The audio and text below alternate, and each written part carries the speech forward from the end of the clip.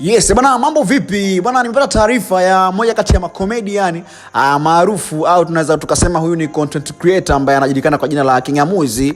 Amepotea kwenye mazingira ya kutatanisha, na kwenye mazingira ambavyo yalivyokuwa ni kwamba jamaa alikuwa na meneja wake baada ya kumaliza shughuli zao za kila siku mida ya saa 2 akiwa anarudi nyumbani, meneja wake akamwacha mshikaji na avuke barabara na kuelekea nyumbani kwake. So baada ya muda mfupi jamaa akawa anampigia simu kama amefika salama na kama hizo hapo. So wakati anampigia simu hakuweza kumpata, lakini baada ya kurudi eneo husika na kuuliza, jamaa aliambiwa kwamba aliitwa na washikaji wawili pembeni, lakini mwisho wa siku hakujulikana alipoenda na hao washikaji. So meneja yake anaweza kutufafanulia vizuri ilivyokuwa hapo mpaka jamaa kupotea. Msikilize hapa meneja yake. Bakir, huyu hapa. Kwa majina naitwa Ramadhani Musa, jina la kiusanii ni Bongolaini. Jana majira ya saa 2 maeneo Magomeni njia ya panda Kagera, lakini upande wa Mburati huko tulikuwa tunavuka barabara. Kipindi ambacho tunavuka barabara mimi nilikuwa nimetangulia kama hatua 3-4 mbele. Kwa mimi nilikuwa wa kwanza kuvuka barabara, na tulipokuwa tunaelekea ni nyumba ya pili kutokea barabarani. Kwa mimi nilirush moja kwa moja nyumbani, lakini msanii alikuwa anaenda anavuka.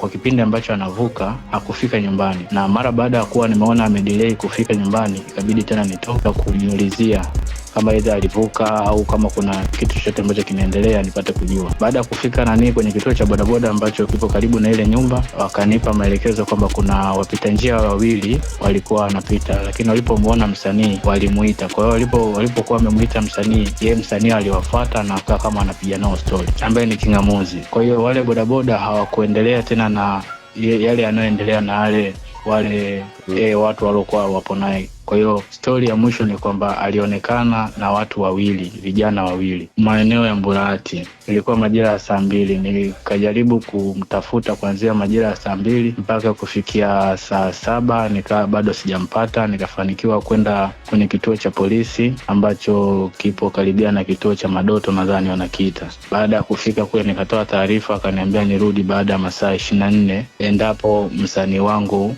sitakuwa na taarifa zake au hatarudi. Niliwasiliana nao leo, babake mdogo ambaye huwa anawasiliana naye. Chochote ambacho najaribu kuwaomba Watanzania au mashabiki wa Kingamuzi au Watanzania kiujumla ni kwamba naombeni tuendelee taarifiana huyu ndugu yetu alipo, kwa sababu kwa namna moja au nyingine naweza nikasema kwamba yuko timamu lakini hayuko timamu kabisa.